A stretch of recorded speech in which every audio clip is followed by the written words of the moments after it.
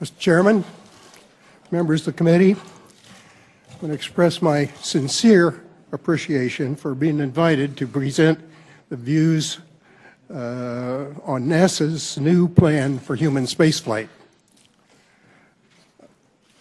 New non-classified national program concepts are typically accompanied by substantial review and debate in a number of venues. That process is occasionally frustrating, but it assures that all the major issues, performance, cost, funding, safety, schedule, and so forth, will be examined in some detail prior to a public proposal. After the tragic loss of Columbia and its crew and the completion of the accident investigation, Admiral Gaiman, the chairman of the Columbia Accident Investigation Board, noted that NASA needed a long-term strategic guiding vision.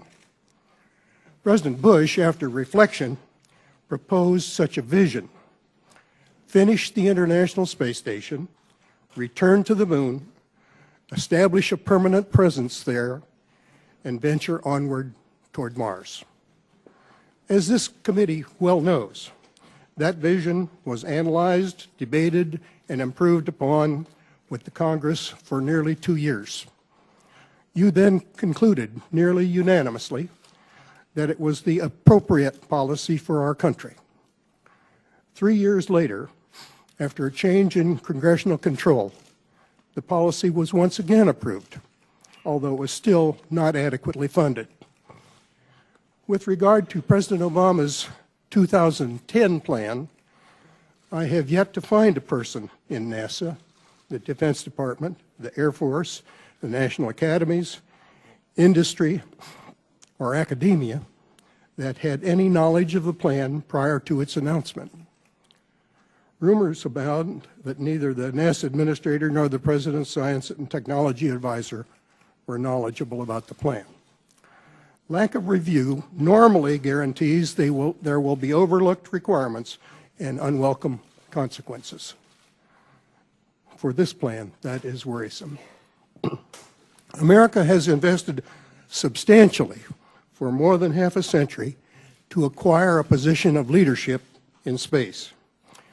But for any organization, a public utility, an airline, a university, or an NFL team, to maintain a leadership position requires steadfast determination and a continuing investment in the future. That investment must be made wisely.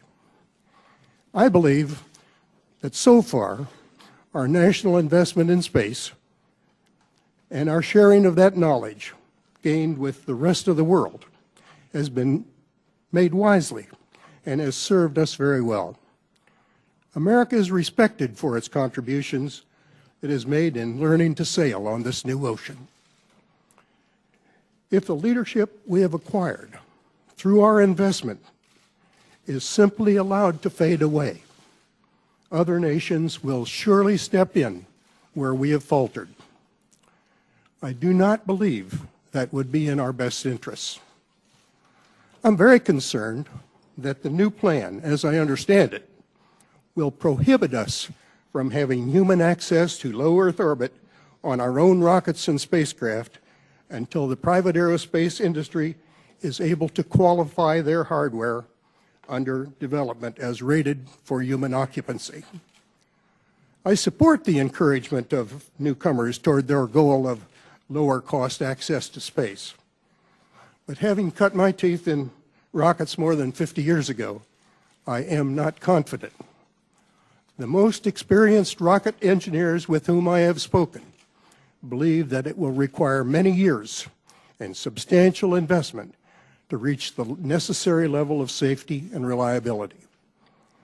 If these experts are correct, the United States will be limited to buying passage to the International Space Station from Russia and will be prohibited from traveling to other destinations in low Earth orbit, such as the Hubble telescope, or any of the frequently mentioned destinations that are out on the space frontier. As I examined the plan as stated during the announcement and the subsequent explanations. I find a number of assertions which are, at best, demand careful analysis, and at worst, do not deserve any analysis.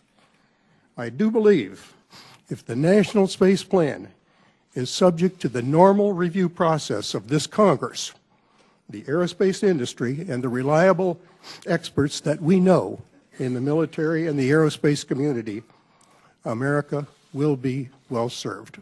Thank you, Mr. Chairman.